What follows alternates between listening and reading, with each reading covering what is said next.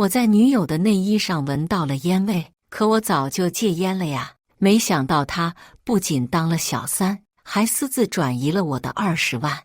我当然不肯善罢甘休。后来他的奸夫净身出户，还家暴他，女友哭着求我原谅。我拿着拆迁合同，得意地说道：“已经晚了，我要订婚了。”大家好，开始今天的分享之前，希望你能给人间烟火点个订阅，我将会分享更多优质的内容。我在女友内衣上闻到了烟味，可是我在得知他讨厌抽烟的男人后就戒烟了。脑子嗡的一声，我傻眼了，这可是贴身衣物，如果不是近距离接触，根本就不会。洗手间哗啦啦的流水声戛然而止。赵雅轩洗完了，我触电似的将内衣扔了出去，控制不住的胡思乱想。以往女友总是1个月去闺蜜家住一次，这个月却每个星期都去2回，而且回家的时间越来越晚。难道越想越可疑，越想越觉得我头顶冒绿光了。女友穿好睡衣走了出来，我装作无意间问道：“你闺蜜失恋这么久还没走出来吗？”她擦头发的动作顿了一下，谁让她太爱那个男的了呢？这次她可是伤透了心。见我还想继续问，她连忙打断：“我有些累了，先去休息了，明天还得去上班呢。”看着她落荒而逃的背影，我的心彻底沉了下去，一股难以言喻的悲伤席卷而来。虽然不愿意承认，但我明白，他大概率是出轨了。女友是一家上市公司的秘书，虽然我的铁哥们都跟我说，当秘书的太容易出轨，让我小心点，我却不以为意。跟他在一起的这2年，我无微不至地照顾他，呵护他，把他当作手心里的小公主一样宠着，大大小小的家务我全包了，甚至他的贴身衣物都是我亲自手洗。没想到最后换来了这样的结果。这一夜我失眠了，早上我照旧开车送女友去上班，他突然开口道：“今天你不用来接我了，有事吗？”公司给我指派任务，让我随贺经理去临时出差。我沉默不语。出差？这个贺经理好像是他们公司空降的吧？听说很有背景。他进公司的时间貌似刚好1个多月，这么凑巧，我嘴上答应了，其实心中已经起了疑心。在目送女友离开后，我直接向公司请了几天的假，然后蹲守在他们公司的地下车库。我倒要看看这个贺经理长什么样，把女友迷得神魂颠倒。直到下午3点，女友才和一个西装革履的男人来到车库。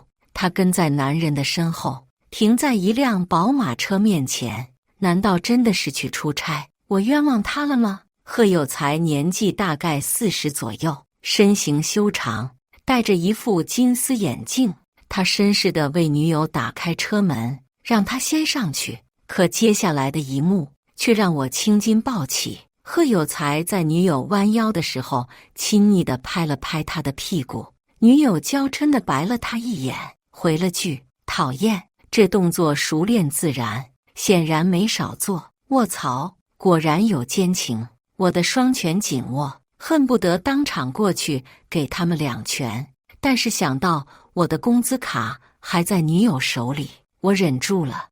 我开车尾随在他们身后，亲眼看到他们甜甜蜜蜜地进了一家酒店。这一刻，我彻底死心，浑浑噩噩地回到家中。我直接瘫倒在沙发上，虽然早就做好了心理准备，可亲眼看到女友跟其他男人进了酒店，我还是心如刀绞。我垂着头，双手遮面，死死地咬住下唇，却根本抑制不住心底的悲伤。过了许久，悲伤的情绪渐退，随之而来的是滔天怒火。我努力克制自己的情绪，双手握拳，狠狠地捶向健身用的沙袋。不得不说，这样做确实有用。在击打了10分钟后，心中的愤怒被理智压了下去。因为没有戴拳击手套，我的手指骨隐隐作痛，甚至有血迹渗出。我拿出医药箱，给伤口上了点符，简单包扎之后，我冷静地给我的百事通兄弟去了一个电话，让他帮我调查贺有才的资料。事后，卧室又被我翻了好几遍，并没有找到我的工资卡，看来他放在了自己包包里，还是兄弟靠谱。短短1天的时间，就把资料给我调查清楚了。贺经理原名贺有才，表面是公司的经理，社会成功人士，实则是靠老婆上位。他老婆是这家公司老总的独生女，家里有1儿1女。要不是老总女儿在家相夫教子，无异于管理公司，老总也不会培养这个上门女婿。吃软饭的还敢出轨，还真是贱呢！我这兄弟也给力，连老总女儿的电话都给我搞到手了。想到资料里他不仅养小三，连私生子都5岁了，我更加鄙视这种男人。2天后，女友终于回家了，她踩着恨天高，身穿包臀裙，前凸后翘的身形一览无余。我向来都知道她很漂亮，每个见过她的人都快赞她长得精致，曾经我以此为荣，现在却觉得恶心。她身材婀娜地向我走来，然后不顾形象的一屁股坐在我身边，踢飞高跟鞋，对我撒娇：“宝宝，我脚好痛，你给我揉揉好不好？”我熟练地揽过她的双脚，为她按摩脚底，她舒服地眯上眼睛，享受我的服务。其实刚开始见到他的时候，我本想直接跟他摊牌，可却有个想法突然涌入心头，于是我果断选择虚以委蛇。我要报复这对狗男女，这个想法让我有些兴奋，毕竟哪个男人能咽得下这口气？我直到这一刻才发现，我竟然如此睚眦必报。饭后，他照例趴在沙发上玩手机，我边洗碗边试探性地问道：“轩轩，你说有些女人为什么喜欢脚踏2只船呢？不怕翻车吗？”彼时女友刷视频的手一抖，险些把手机扔了出去。她慌忙地起身，仔细观察我的表情，问道：“你什么意思啊？”我就是刚才刷视频看到有个女的出轨，明明她男友对她那么好，她都不满足，我就是有些想不通嘛。我状似漫不经心的解释，实则一直偷偷观察她的神情。我看到她悄悄地舒了一口气，才开口：“我怎么知道？”我心中冷笑，然后继续说道：“也是，你肯定不会出轨的是吧？”她估计自己也没注意到，在听到我这句话的时候，她迟疑了片刻，才轻轻地嗯了一声。我突然有些无趣，自己在痴心妄想什么？区区几句话就能让他对我吐露实情？此时此刻，我心中五味杂陈，为自己的天真感到可笑。都知道他出轨了，还是想给他一个回头的机会。不过也好，这次试探也让我坚定了自己的内心所想。机会我已经给了你，既然没有把握住，可就不要怪我了。趁着他熟睡之际，我悄悄地用他的手纹解锁，打开了手机。他的社交软件很干净，置顶的也是我的账号。除此之外，我并没有发现什么异常。有那么一瞬间，我都怀疑自己误会了他，这一切不过是我的猜测罢了。但是想到他近期的种种表现，我心底有个声音告诉我，我猜的没错。灵光一闪而过，会不会有小号？我精神一振，开始仔细寻找。果然，在他的小号里，我发现了他和贺有才的聊天记录，里面的对话不堪入目，还有不少转账记录。难怪他最近有钱买包包、买奢侈品，还跟我说是发了奖金买的高仿的。我是越看越心凉，别总是在我身上种草莓了。被我男朋友发现了怎么办？怕什么？你撒撒娇，不就把你那个舔狗糊弄过去了吗？你什么时候跟你老婆离婚？难道一直让我当小三？怎么会？等我彻底掌握公司大权，首先做的就是跟那个黄脸婆离婚，然后娶你回家。宝贝，你还不相信我吗？好吧，暂且相信你。我看上一个包包，好喜欢，可是没钱买怎么办？不就是个包包吗？多少钱？我给你转，也不会贵了，19999，转过去了。宝贝，我对你那么好，发点照片让我解解馋呗。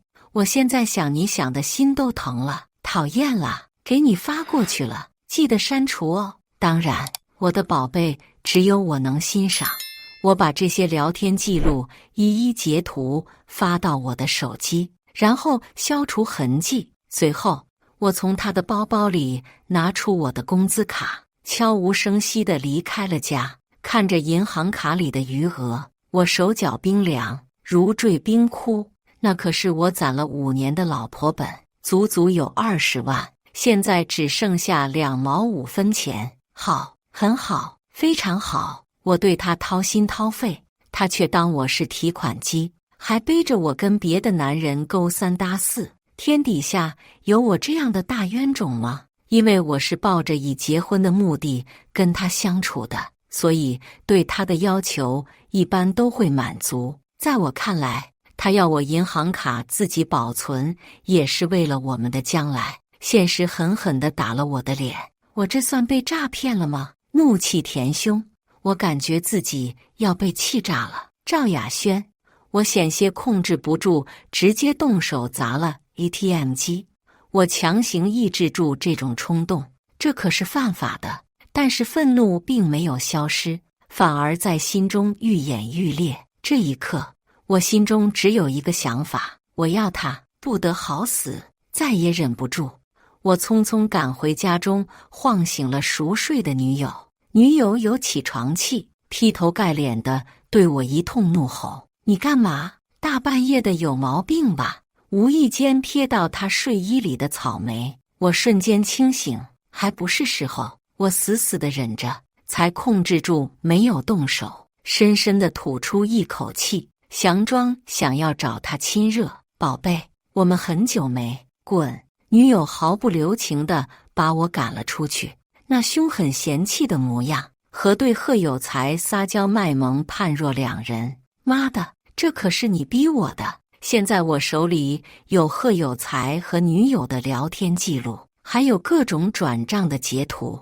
本来我想直接一股脑的把这些塞给贺有才老婆，但是转念一想，他老婆为了孩子没准会忍了。再说了，与其依靠别人，不如亲自动手让他们身败名裂更过瘾。今天他又加班了，回家的时候一脸疲态，我假意嘘寒问暖了2句，趁他放松的时候，状似突然想起的说道：“哦，对了，轩轩，你把工资卡拿给我一下。”听到这句话，他眼中闪过一丝心虚，然后装作若无其事地反问道：“要银行卡干嘛？你还记得我那个当村书记的表哥不？他私底下告诉我，我们村马上要拆迁了，让我赶紧把老宅加高2层，这样到时候就能多得些钱。”我充满诱惑地说道：“20万在城里连个首付都付不起，但是这么一折腾，可是直接到手上百万，到时候咱们买房买车的钱不就有了？”女友明显心动了，她眼中的贪婪令我作呕，怕我生气，她还特意跟我解释了一下：“着急吗，宝宝？我弟不是要结婚了吗？卡里的钱被我妈借走了，不过你放心，我这就回娘家一趟，把钱要回来。”原来如此，我确实听说他弟要结婚了，还在想这次他家怎么没过来折腾，原来是早就偷偷把我的钱都挪走当彩礼了。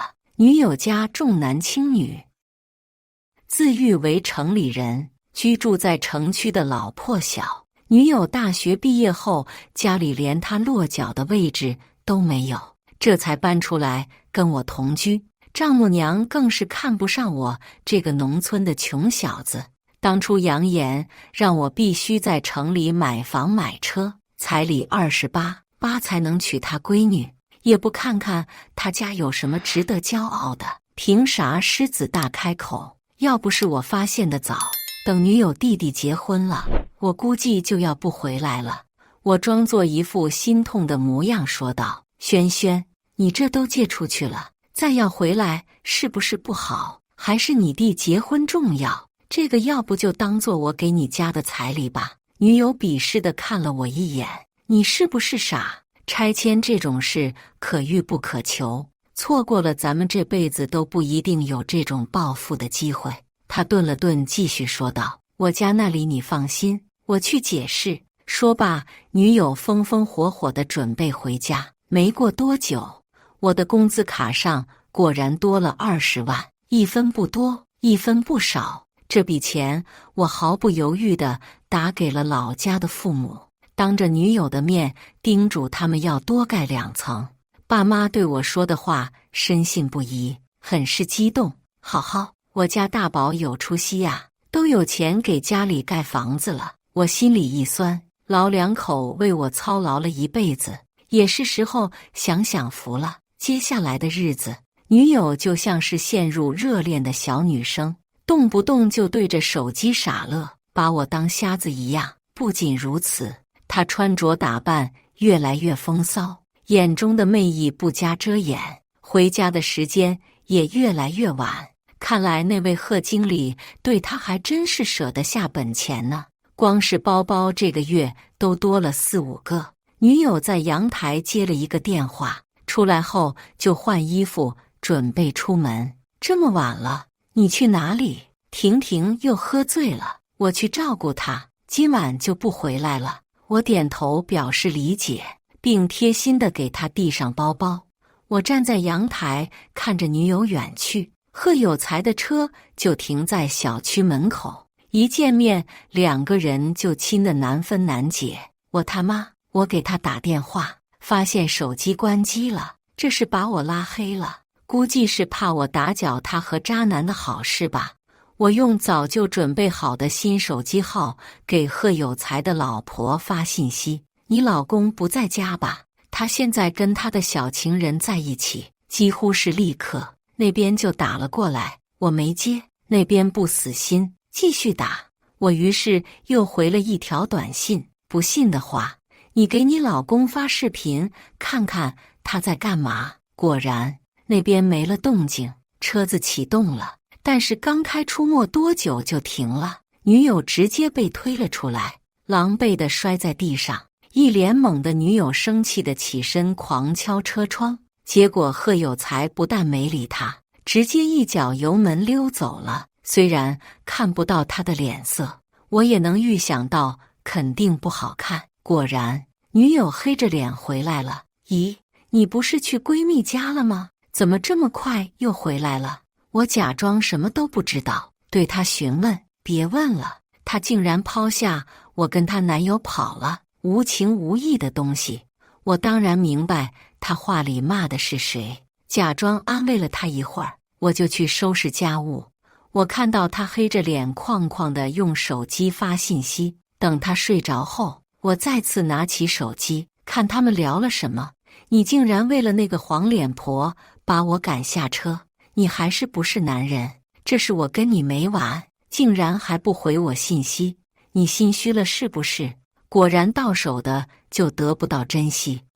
上百条信息，贺有才一句也没回。好家伙，他这是直接被拉黑了吗？难怪怨气冲天，不过也正常。贺有才老婆已经起了疑心，他跟女友划清界限很正常。不过我眼中闪过一丝笑意，这事还没完。女友这个月没来大姨妈吧？她生理期向来准时，而我这2个月根本没碰她。这个孩子是谁的，不言而喻。没过2天，女友就被公司辞退了。我并不意外，她现在看谁都不顺眼，对我更是百般挑剔，没事找事，不是嫌我做的饭不好吃，就是嫌我衣服洗得不干净，有时候他自己把杯子摔了，都要对我发好大一通脾气。饭做得这么难吃，我怎么下口？你去给我买烧鸡。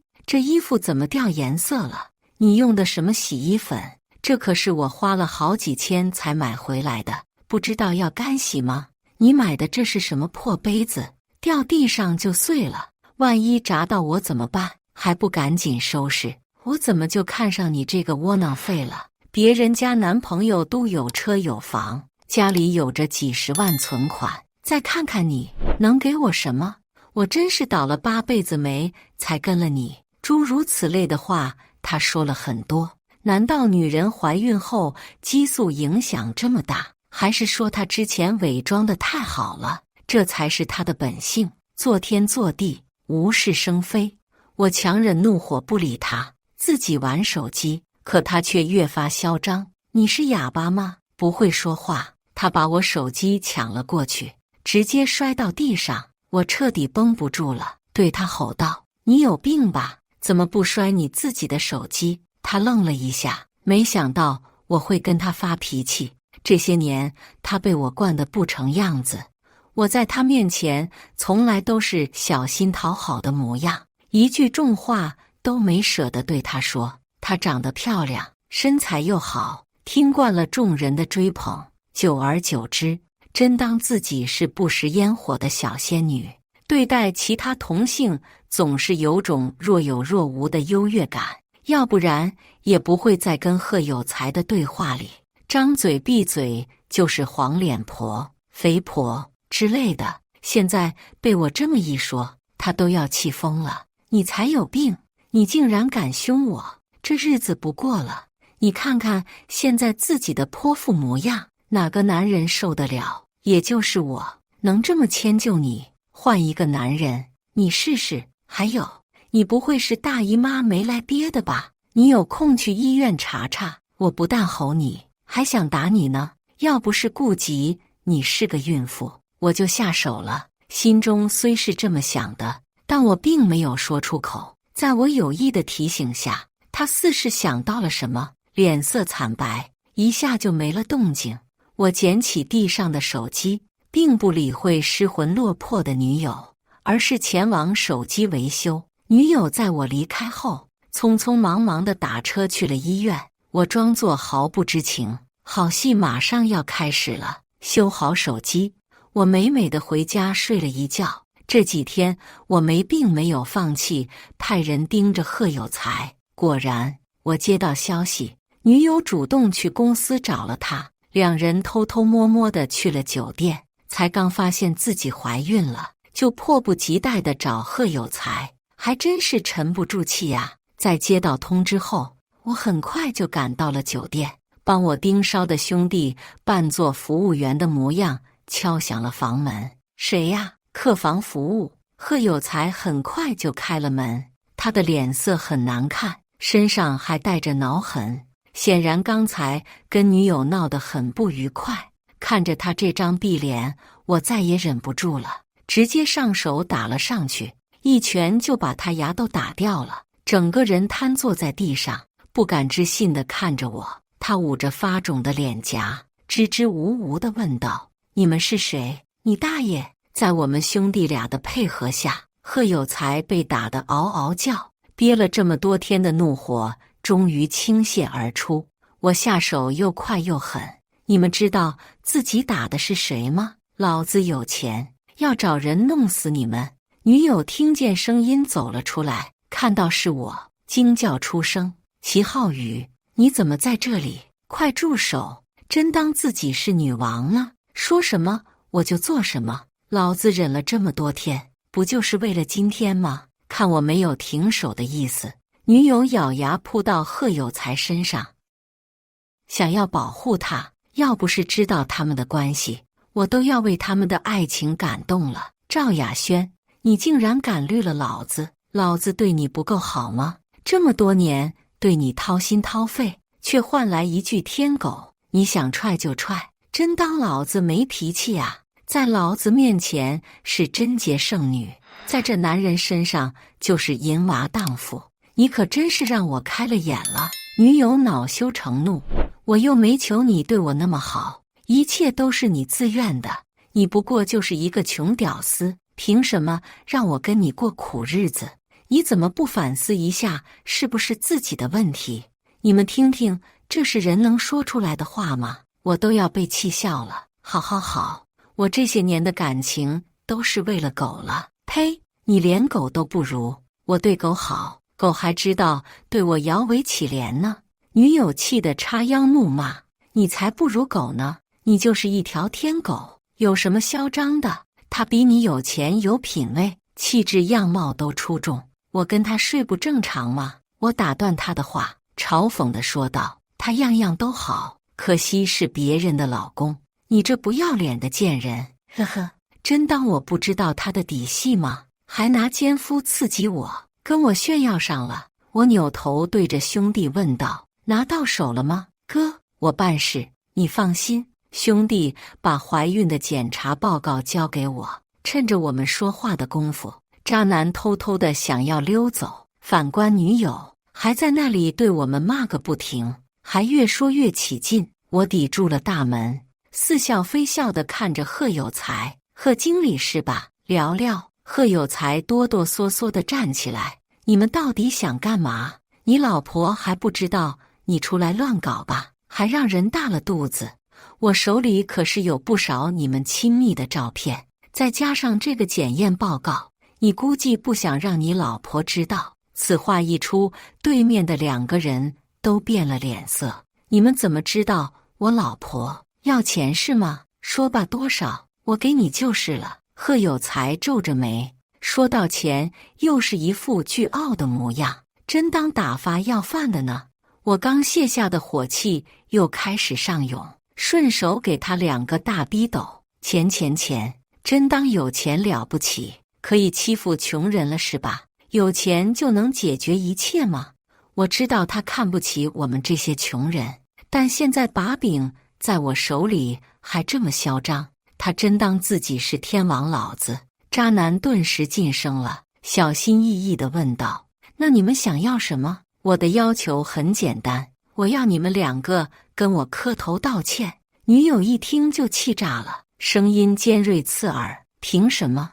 你不过是我身边的一条天狗罢了，还想让我跪下跟你道歉吗？你做梦！我闺蜜说的对，就不能跟你这种穷鬼谈恋爱。你们骨子里都是卑鄙无耻下流的 low 货。”贺有才拼命给他使眼色，可女友视而不见。“闭嘴！”眼见我们又要动手打他，他火从心来，率先就给了他一巴掌。女友不敢置信地捂着脸，他没想到奸夫竟然敢打他。贺有才见他终于闭嘴了，松了一口气。